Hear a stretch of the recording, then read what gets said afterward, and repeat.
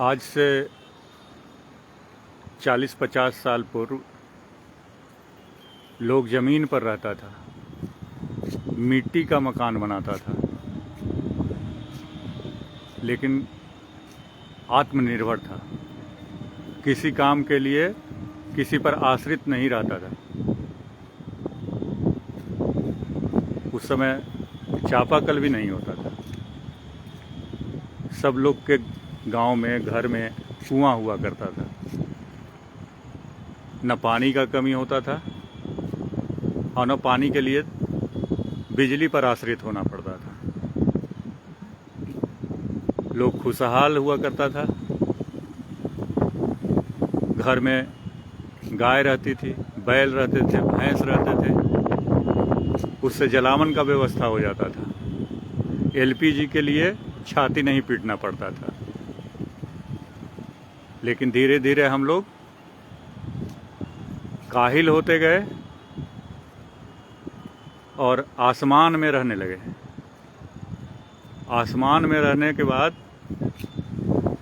आप का हाल यह है कि दूध के लिए दूसरे पर आश्रित, पानी के लिए दूसरे पर आश्रित, हवा के लिए दूसरे पर आश्रित। 40 साल में आज पहला बार देख रहे हैं कि जहानाबाद जिला के हर गांव कस्बा का बिजली अचानक से बैकग्राउंड कर गया है। और शहर छोड़िए, गांव में भी लोग आजकल बिजली से चलने वाले पानी पर आश्रित हो गए हैं। कुआं तो सब बंद ही है, सब कुआं भरा गया है। पानी का लेवल 300 फीट नीचे चला गया है। नल जल योजना के कारण गांव में भी अब शहर सा हालात है। कोई हैंडपंप नहीं है, कोई कुआं नहीं है, और रात्रि के 1:30 बजे से पूरे जहानाबाद का बिजली गुल है। प्रशासन लगी हुई होगी, विभाग काम कर रहा होगा, हमको उससे मतलब नहीं है। लेकिन कैसे हम आश्रित हो गए हैं, किस तरह से हम आश्रित हो गए हैं इस भौतिकवादी युग में सरकार पर, और अपना आत्मनिर्भरता छोड़ दिए हैं, वो आज देखने का चीज़ है।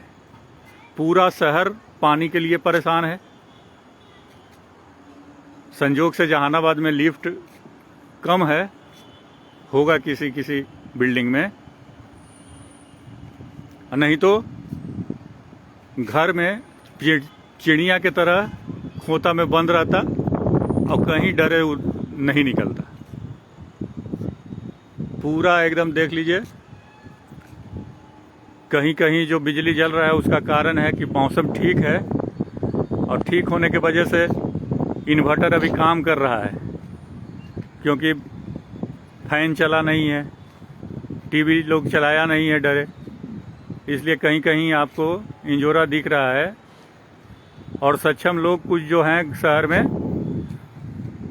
उनके फीटर का आवाज़, जनरेटर का आवाज़ आपको सुनाई पड़ रहा होगा, जो पानी भरने के लिए इस्तेमाल कर रहे हैं। आज स्थिति यह है कि 1000 लीटर के पानी भरने के लिए शहर में जनरेटर वाला लोग जो रखे हुए हैं, जो भाड़ा पर चलाता है, वो 500-500 रुपया ले रहा है, तब जाके पानी नसीब हो रहा है सक्षम लोगों को।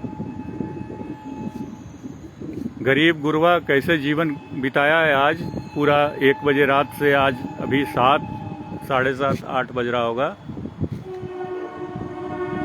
अभी तक पानी नहीं मिला होगा उन लोग को।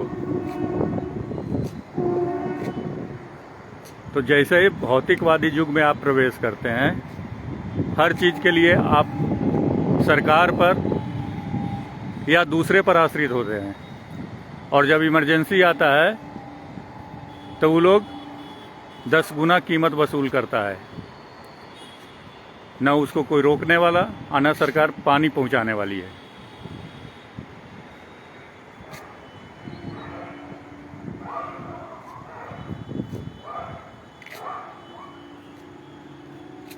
इसलिए भौतिकवादी युग में भी सरकार को चाहिए कि नल जल के साथ साथ हर गांव में 10 को चापाकल का व्यवस्था जरूर करे और उसको मेंटेन भी रखे। और नहीं तो आज के हालात फिर कभी आ सकता है। जब आदमी का भरोसा नहीं है तो सिस्टम का क्या भरोसा है, बिजली का क्या भरोसा है, ट्रेन का क्या भरोसा है, पानी का क्या भरोसा है। एलपीजी के चक्कर में पहले किसी के घर में एलपीजी नहीं था, लेकिन जलावन का कोई दिक्कत नहीं था, किसी को खाना बनाने के लिए कोई परेशानी नहीं था। हम लोग पेड़ काट दिए और फिर लगाया नहीं, तो आज जलावन भी खत्म और आम बाजार से खरीद के खाते हैं। और बाजार में जो आम मिलता है वो दवा से पका होता है। खेती है पर सब्जी खरीद के खाएंगे, खरीद कर खाएंगे तो सब्जी जो मिलेगा वो प्योर नहीं मिलेगा, दवा के बल पर उपजाया हुआ मिलेगा, उससे 100 को बीमारी हो जाएगा। गेहूं है लेकिन खरीद के खाएंगे तो गेहूं में मिलावट, आटा में मिलावट। हाल ही एक पंचवटी नाम के आटा में मिलावट के कारण देखे हैं कि उसमें चूना मिला रहा है, तेल के जगह पर मोबिल मिला रहा है। पहले हर घर में तेल का व्यवस्था था, सरसों का तेल खरीदना नहीं पड़ता गांव में। आज गांव में भी लोग सरसों का तेल खरीद रहे हैं। राहड़ का कमी नहीं था, दलहन का कमी नहीं था, किसान के यहाँ दलहन खरीदने की जरूरत नहीं पड़ता था, लेकिन अब वो भी खरीदना पड़ता है। आने वाला समय में पानी भी खरीदना पड़ेगा। और जो रफ्तार है दुनिया का भौतिकवादी युग के तरफ बढ़ने का, उससे वो दिन दूर नहीं जब हम लोग को हवा भी खरीदना पड़ेगा। अभी भी वक्त है, सुधर जाइए और प्रकृति पर आश्रित रहिए। शास्त्रों में कहा गया है 5 तत्व से शरीर बना है। वो 5 तत्व को अगर हम लोग प्रदूषित कर देंगे, अगर पानी प्रदूषित हो जाएगा, हवा प्रदूषित हो जाएगा, गगन प्रदूषित हो जाएगा, सूर्य का किरण बिना ओजोन परत के फिल्टर किए हुए आ जाएगा, तो जीवन संभव नहीं है। कोई डॉक्टर आपको नहीं बचाएगा। इसलिए प्रकृति का सेवा ही मानव सेवा है। प्रकृति रहेगा तभी मानव का कल्पना संभव है। प्रकृति नहीं रहेगा तो ये सारा चीज बिना काम का है। जैसे कि आज देख रहे हैं पानी के लिए शहर छटपटा रहा है, इंतजार कर रहा है कि अब लाइन आए, अब लाइन आए, लेकिन लाइन लाना आपके बस में नहीं है, सरकारी सिस्टम के बस में है। और सरकार का सिस्टम सरकारी लोग कैसे चलाते हैं वो किसी से छुपा हुआ नहीं है। जितना परेशान आप हैं, हम हैं, उतना परेशान सरकार नहीं है, क्योंकि सक्षम पदाधिकारियों के घर में जनरेटर लगा हुआ है। वो अपने जनरेटर से पानी की आवश्यकता को पूर्ति कर लेंगे, और जब उनको कमी का एहसास ही नहीं होगा तो वो हमारे कमी को क्या समझेंगे। तो हम लोग को प्रयास करना है कि आत्मनिर्भर रहें। पहले का व्यवस्था आज के व्यवस्था से सुदृढ़ था, कभी भी सरकार की आवश्यकता नहीं पड़ी। 40-50 साल आप पहले देखेंगे तो सरकार का मतलब ही कुछ नहीं समझते थे हम लोग। सरकार कुछ देता है ये नहीं जानते थे हम लोग। सरकार किसी, आज हम लोग घर में 5-5 मोबाइल रखे हुए हैं। 5 मोबाइल का खर्च कितना होता है? 1000 रुपया के आसपास। दूध खरीद के खा रहे हैं। पहले दूध का नदी बहता था सबके घर में। आज मोबाइल रखे हुए हैं 20,000 के, लेकिन गाय नहीं रखे हुए हैं, दूध खरीद के खा रहे हैं। कारण हो रहा है कि उसमें लोग मिलावट कर रहा है, दूध में भी मिलावट कर रहा है, सुई से दूध रहा है और बीमारी बढ़ता जा रहा है।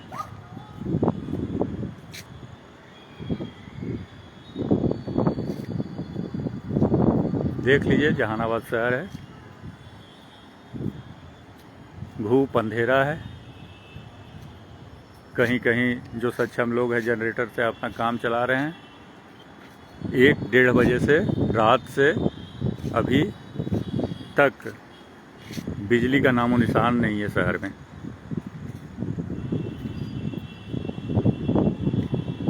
पानी के लिए लोग परेशान हैं। सरकार से अनुरोध है कि हर मोहल्ले में, हर गांव में इस स्थिति के लिए लोगों को तैयार रखना है। ऐसा स्थिति ना आए, इसका व्यवस्था करना है। चापाकल आज भी ज़रूरी है। सरकार कितना भी नल जल पहुंचा दे, नल से जल पहुंचा दे, लेकिन ऐसा स्थिति आ जाएगा तब क्या होगा? इसका ख्याल रखे और पैरेलल व्यवस्था सरकार को बना के रखना चाहिए। धन्यवाद।